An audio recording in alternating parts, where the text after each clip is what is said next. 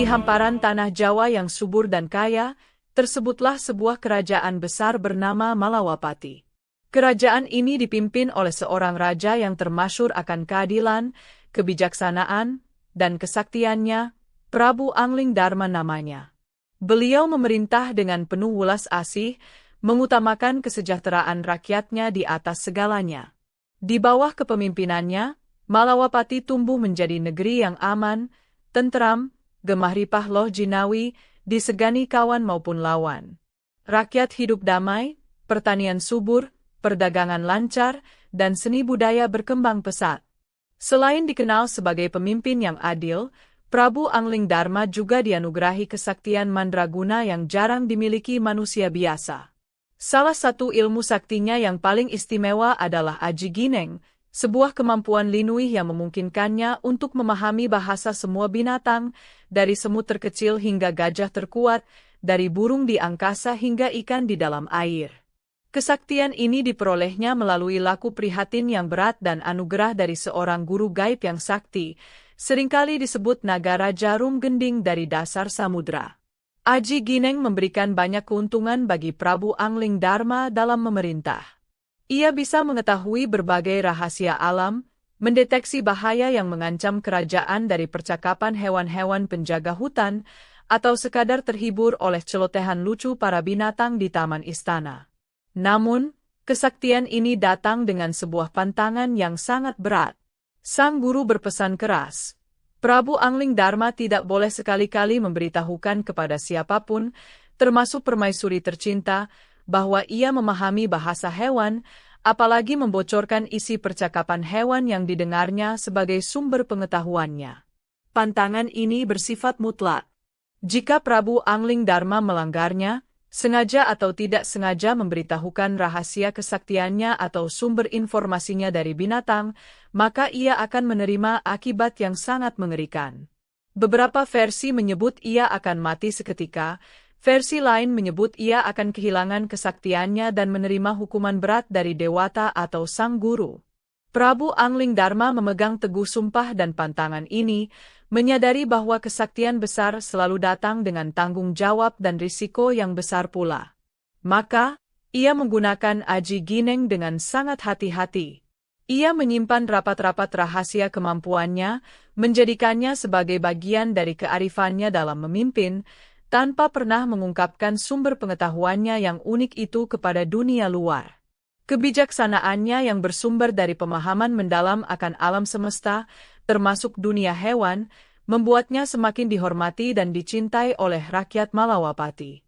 Di samping Prabu Anglingdarma yang gagah perkasa dan bijaksana, berdirilah sosok permaisuri yang menjadi pelengkap kebahagiaan sang raja, Dewi Setiawati namanya. Ia adalah putri dari kerajaan tetangga yang terkenal akan kecantikannya yang memesona dan kebaikan hatinya yang tulus. Parasnya ayu laksana bulan purnama, tutur katanya lembut menenangkan, dan perilakunya anggun penuh tata krama. Dewi Setiawati adalah lambang kesetiaan dan kelembutan seorang wanita Jawa. Prabu Anglingdarma sangat mencintai permaisurinya. Cinta mereka tulus dan mendalam, menjadi teladan bagi seluruh rakyat Malawapati. Kehadiran Dewi Setiawati di istana membawa suasana damai dan penuh kasih. Ia bukan hanya pendamping raja dalam suka dan duka, tetapi juga seorang ibu bagi rakyat Malawapati, seringkali memberikan perhatian kepada mereka yang membutuhkan dan mendukung kebijakan suaminya yang pro-rakyat. Kebahagiaan rumah tangga mereka terpancar hingga ke seluruh penjuru negeri. Dewi Setiawati pun membalas cinta Prabu Anglingdarma dengan kesetiaan yang tak terhingga. Ia mengabdikan seluruh hidupnya untuk mendampingi dan mendukung sang suami dalam menjalankan roda pemerintahan. Ia memahami tugas berat yang diemban suaminya sebagai seorang raja besar. Setiap hari, ia senantiasa berdoa untuk keselamatan dan kesuksesan Prabu Anglingdarma, menjaga kehormatan istana, dan menciptakan suasana rumah tangga yang harmonis sebagai tempat sang raja melepas lelah. Pasangan agung ini sering menghabiskan waktu bersama di Taman Sari Istana, menikmati keindahan alam sambil bercengkerama. Prabu Anglingdarma seringkali tersenyum atau tertawa kecil mendengar percakapan burung-burung atau tupai di dahan pohon, Namun ia selalu berhasil menyembunyikan penyebab kegembiraannya itu dari sang permaisuri, sesuai dengan pantangan Aji Gineng yang dipegangnya teguh. Dewi Setiawati, meskipun kadang merasa heran, tidak pernah menaruh curiga berlebihan karena ia percaya penuh pada cinta dan kesetiaan suaminya. Kehidupan Prabu Angling Dharma dan Dewi Setiawati berjalan begitu indah dan sempurna. Cinta mereka menjadi sumber kekuatan bagi satu sama lain dan inspirasi bagi seluruh kerajaan. Namun, takdir seringkali menyimpan ujian di balik kebahagiaan. Sebuah peristiwa kecil yang terjadi di kamar peraduan mereka kelak akan menjadi pemicu tragedi besar yang mengubah jalan hidup sang raja selamanya. Pada suatu malam yang tenang, setelah seharian menjalankan tugas kerajaan, Prabu Angling Dharma dan Dewi Setiawati beristirahat di kamar peraduan mereka. Suasana hening dan damai, hanya suara jangkrik malam sesekali terdengar dari luar jendela. Sang Prabu membaringkan tubuhnya, merasa lelah namun bahagia berada di sisi permaisuri tercintanya. Dewi Setiawati pun bersandar lembut di dekat suaminya, merasakan ketenangan dan keamanan. Di tengah keheningan malam itu, telinga Prabu Angling Dharma yang tajam berkat Aji Gineng menangkap percakapan dua ekor cicak yang merayap di langit-langit kamar. Seekor cicak jantan berkata kepada pasangannya, "Duh, Adinda, lihatlah Gusti Putri Setiawati, begitu cantiknya ia malam ini. Namun sayang sekali, sepertinya besok ia akan melakukan sesuatu yang membuat Baginda Raja bersedih." Cicak betina menyahut, "Benarkah, Kakanda? Apa gerangan yang akan dilakukannya?" Sang jantan menjawab, "Entahlah, aku hanya merasa begitu. Atau mungkin aku salah lihat tadi siang, sepertinya Gusti Putri menyiapkan sesuatu di dekat tempat pemujaan."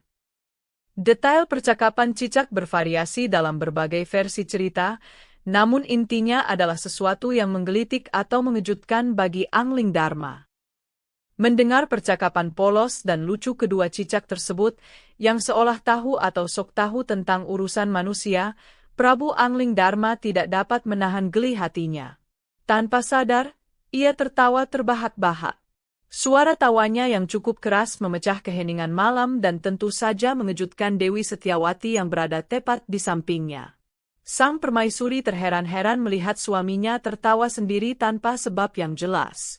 Awalnya Dewi Setiawati hanya tersenyum melihat tingkah suaminya. Namun, tawa Prabu Angling Dharma yang terus berlanjut tanpa penjelasan membuatnya mulai merasa aneh. Tidak ada hal lucu yang ia lihat atau dengar. Ia menatap suaminya dengan pandangan bertanya-tanya. Mengapa sang Prabu tertawa begitu lepas di tengah keheningan malam?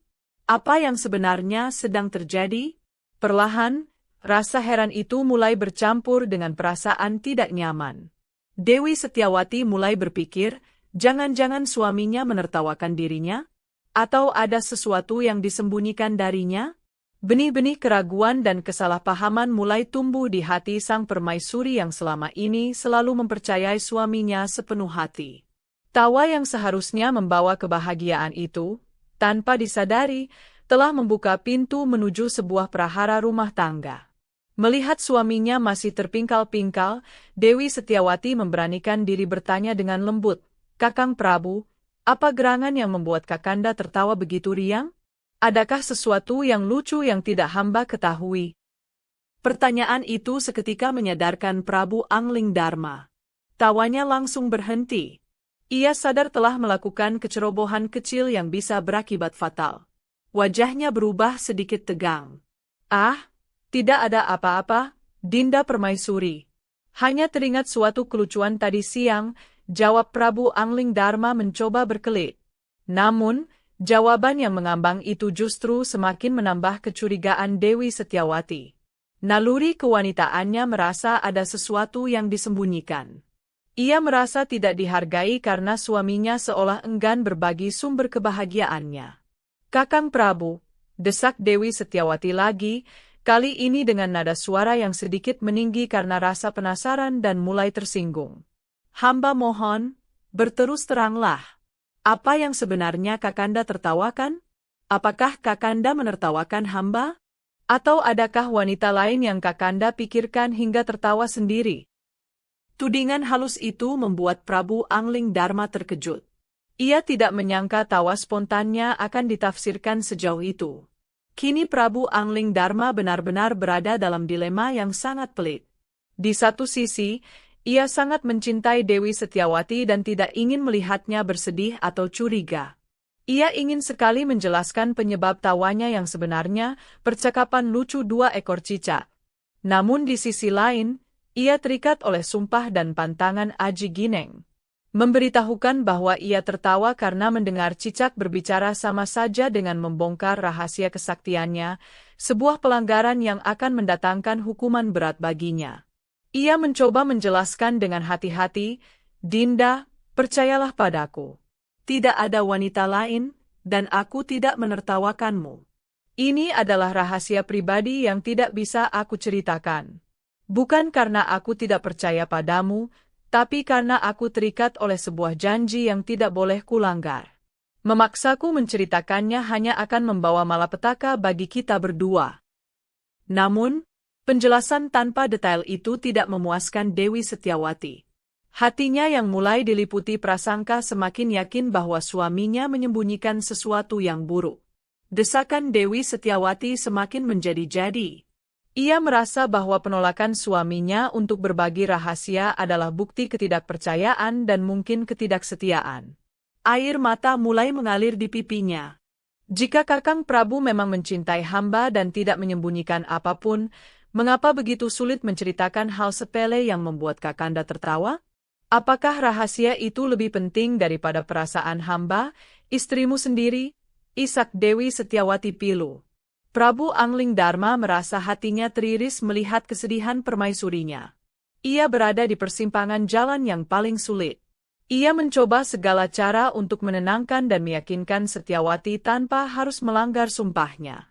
Ia memeluknya, mengungkapkan cintanya yang mendalam, tetapi ia tetap teguh pada pendiriannya untuk tidak membocorkan rahasia Aji Gineng.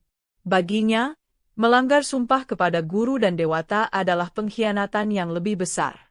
Namun, penolakan yang terus-menerus ini ditafsirkan salah oleh Dewi Setiawati. Dalam puncak keputusasaan dan rasa sakit hatinya, ia merasa bahwa kehormatan dan kesetiaannya sebagai istri telah diinjak-injak. Ia merasa tidak ada gunanya lagi hidup jika suaminya sendiri tidak mempercayainya. Dalam tradisi masa itu, seorang wanita bangsawan yang merasa kehormatannya tercoreng atau ingin membuktikan kesetiaan mutlaknya kadang memilih jalan tragis, pati obong, yaitu menceburkan diri ke dalam kobaran api. Dengan hati yang hancur, Dewi Setiawati mengambil keputusan drastis. Jika Kakang Prabu tidak mau berterus terang dan lebih memilih rahasia itu daripada diriku, maka biarlah api suci ini menjadi saksi kesetiaanku, serunya dengan suara bergetar. Ia berlari menuju tempat pemujaan di mana terdapat api suci atau segera memerintahkan pengawal menyiapkan tumpukan kayu bakar. Prabu Angling Dharma terkejut bukan kepalang melihat kenekatan istrinya. Ia berusaha mencegah, tetapi Dewi Setiawati sudah bulat tekad. Sebelum melompat ke dalam api yang berkobar, Dewi Setiawati menatap nanar suaminya. Ada versi yang menyebut ia mengucapkan kutukan agar Angling Dharma merasakan penderitaan karena dianggap telah menyakiti hatinya. Kemudian, dengan diiringi tangisan para dayang, Dewi Setiawati menceburkan diri ke dalam kobaran api. Tubuhnya lenyap ditelan jilatan api, meninggalkan Prabu Angling Dharma yang terpaku dalam kesedihan, penyesalan, dan rasa bersalah yang tak terperi. Ia kehilangan istri tercintanya karena sebuah kesalahpahaman tragis yang dipicu oleh kesaktiannya sendiri. Tragedi kematian Dewi Setiawati mengguncang seluruh kerajaan Malawapati. Meskipun Prabu Angling Dharma tidak secara langsung melanggar sumpahnya dengan membocorkan rahasia Aji Gineng, namun kematian permaisurinya adalah akibat tidak langsung dari keberadaan kesaktian tersebut dan ketidakmampuannya mengelola situasi pelik yang ditimbulkannya. Para dewata atau sang guru, naga raja Rumgending, melihat kejadian ini sebagai sebuah kelalaian atau pertanda bahwa Angling Dharma perlu menjalani ujian dan penebusan dosa. Sebagai konsekuensinya, hukuman pun dijatuhkan kepada Prabu Angling Dharma. Bentuk hukumannya adalah ia harus terusir dari tahta Malawapati dan wujudnya diubah menjadi seekor burung belibis putih. Wujud manusia yang gagah perkasa lenyap seketika, berganti menjadi seekor unggas air berbulu putih bersih. Ia kehilangan segala kemuliaan dan kekuasaannya sebagai raja, harus menjalani hidup sebagai binatang, terpisah dari rakyat dan kerajaannya. Perubahan wujud ini merupakan pukulan yang sangat berat bagi Anglingdarma. Ia tidak hanya kehilangan istri tercinta, tetapi kini juga kehilangan identitas dan kehormatannya. Namun, sebagai seorang kesatria berjiwa besar, ia menerima hukuman ini dengan lapang dada. Ia sadar bahwa ini adalah bagian dari perjalanan hidup yang harus dilaluinya, sebuah ujian untuk membersihkan diri dari noda tragedi yang telah terjadi dan untuk mendalami makna kebijaksanaan yang sesungguhnya. Dengan wujud barunya sebagai belibis putih, Anglingdarma meninggalkan istana Malawapati yang penuh kenangan pahit. Ia terbang tanpa tujuan pasti, memulai pengembaraannya sebagai seekor burung. Ia harus belajar hidup di alam liar, mencari makan sendiri, dan menghadapi berbagai bahaya yang mengintai binatang lemah sepertinya. Kesaktian Aji Gineng mungkin masih tersisa, memungkinkannya memahami bahasa hewan lain, namun hal itu tidak banyak membantu mengubah nasibnya sebagai seekor burung terbuang. Pengasingan ini menjadi masa perenungan yang mendalam bagi Anglingdarma. Ia merenungi kesalahannya, memahami betapa tipisnya batas antara anugerah dan musibah dari sebuah kesaktian. Ia belajar tentang kerendahan hati, kesabaran, dan ketabahan dalam menghadapi cobaan hidup yang paling berat sekalipun. Pengalaman sebagai belibis putih menempa jiwanya menjadi lebih kuat dan bijaksana, mempersiapkannya untuk takdir selanjutnya yang menanti di ujung pengembaraannya.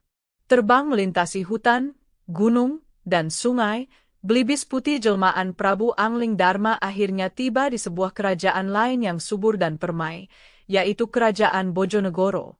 Suatu hari, ketika ia sedang berenang dengan anggun di sebuah telaga jernih di Taman Keputren Istana Bojonegoro, kehadirannya menarik perhatian putri mahkota kerajaan tersebut, Dewi Ambarawati. Sang putri terpesona melihat keindahan bulu belibis putih yang bersih cemerlang dan gerak-geriknya yang tampak cerdas, berbeda dari burung biasa. Dewi Ambarawati adalah seorang putri yang baik hati dan memiliki ketertarikan pada alam.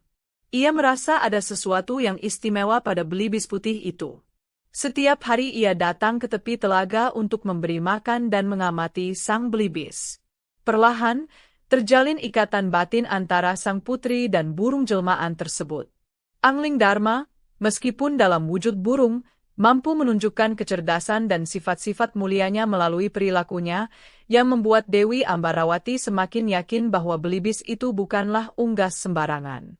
Dalam beberapa versi cerita, Anglingdarma sesekali mampu berubah wujud kembali menjadi manusia pada malam hari atau saat-saat tertentu, atau ia berkomunikasi dengan Ambarawati melalui cara-cara gaib.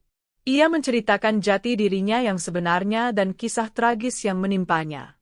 Dewi Ambarawati, yang hatinya tulus, merasa iba sekaligus kagum pada ketabahan Anglingdarma. Benih-benih cinta pun mulai tumbuh di antara mereka, meskipun terhalang oleh perbedaan wujud dan status. Namun, hubungan unik antara sang putri dan belibis putih ini tidak luput dari perhatian pihak lain. Raja Bojonegoro, ayah Ambarawati, merasa heran dan khawatir melihat kedekatan putrinya dengan seekor burung. Para punggawa istana dan pangeran-pangeran lain yang juga menaruh hati pada Dewi Ambarawati merasa curiga dan cemburu. Mereka menganggap belibis putih itu sebagai pembawa sial atau makhluk jadi-jadian yang berniat jahat. Anglingdarma dalam wujud belibis harus menghadapi berbagai ujian baru di Bojonegoro. Ia difitnah, diusir, bahkan nyawanya terancam oleh mereka yang tidak menyukai kehadirannya. Namun, dengan kecerdasan, kesabaran, dan kadang-kadang bantuan dari kekuatan gaib yang masih tersisa atau sekutu baru, seperti tokoh Batik Madrim dalam beberapa versi, ia berhasil melewati semua rintangan tersebut. Kesetiaan dan keyakinan Dewi Ambarawati padanya juga menjadi sumber kekuatan yang besar. Setelah menjalani masa hukuman dan melewati berbagai ujian dengan penuh ketabahan serta kerendahan hati, masa penebusan Prabu Angling Dharma akhirnya berakhir. Para dewata atau naga Raja Runggending melihat bahwa sang raja telah belajar dari kesalahannya dan jiwanya telah disucikan melalui penderitaan. Kutukan yang mengikatnya pun dilepaskan. Secara ajaib, wujud belibis putih itu kembali berubah menjadi sosok Prabu Angling Dharma yang gagah perkasa seperti sedia kala. Kembalinya wujud asli Angling Dharma mengejutkan seluruh kerajaan Bojonegoro. Ia membuktikan jati dirinya sebagai Raja Malawapati yang termasyhur. Raja Bojonegoro akhirnya menerima Angling Dharma dengan hormat dan merestui hubungannya dengan Dewi Ambarawati. Setelah berpamitan dengan baik-baik, Prabu Angling Dharma, terkadang bersama Dewi Ambarawati sebagai permaisuri barunya, kembali ke tanah kelahirannya, Kerajaan Malawapati, yang telah lama merindukan kehadiran pemimpinnya. Kedatangan kembali Prabu Angling Dharma disambut dengan sukacita oleh seluruh rakyat Malawapati. Mereka melihat perubahan besar pada diri raja mereka. Angling Dharma kini tampil sebagai sosok pemimpin yang jauh lebih bijaksana, matang, dan penuh pemahaman akan liku-liku kehidupan. Pengalaman pahit masa lalu, terutama tragedi dengan Dewi Setiawati dan pengasingannya sebagai belibis putih, telah menempa karakternya menjadi lebih kuat dan berhati-hati dalam setiap tindakan dan ucapan. Kisah Prabu Angling Dharma ini memberikan pelajaran moral yang sangat berharga. Legenda ini mengajarkan tentang pentingnya menjaga amanah dan memegang teguh sumpah atau janji, bahkan ketika menghadapi situasi sulit. Di sisi lain, ia juga menunjukkan bahaya kesalahpahaman akibat kurangnya komunikasi dan keterbukaan dalam hubungan, serta pentingnya mengendalikan emosi dan tidak mudah berprasangka buruk. Lebih jauh lagi, kisah ini adalah tentang penebusan dosa melalui ujian dan penderitaan, bahwa kebijaksanaan sejati seringkali lahir dari pengalaman pahit, serta pentingnya kerendahan hati meskipun memiliki kekuatan atau kedudukan tinggi. Demikianlah kisah ini diceritakan, segala kebenaran detailnya kita kembalikan kepada Allah, Tuhan yang Maha Kuasa.